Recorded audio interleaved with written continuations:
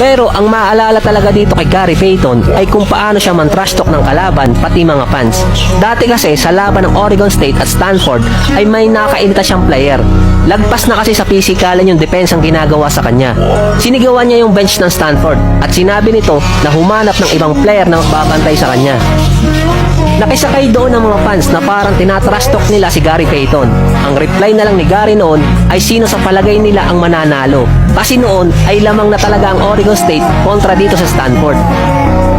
Noong 1990 ay sumali na siya sa NBA draft at napili noon bilang second overall pick ng Sonics. Kasabay niya noon sa draft class sina Derek Coleman, Tony Kukoc at Antonio Davis. Ang unang tinrash talk ni Gary Payton noon sa NBA ay walang iba kundi si Michael Jordan. Ito yung sa pre-season ng Bulls at Sonics noon, nang umiscore si Gary Payton ng 19 points at lumapit siya sa bench ng Bulls para i-trash talk noon at mag-stare down kay Michael Jordan. Kasi noon si MJ ay hindi masyadong naglaro, pero nung pumasok na ang regular season ay dito siya nabawian ni Michael Jordan. Ang official na laban talaga ni Michael Jordan at Gary Payton ay noong 1990-1991 season, nang sabihin pa ni Michael Jordan kay Armstrong na siya na ang bahala sa rookie. Nabangko kasi noon si Gary dahil sa foul trouble.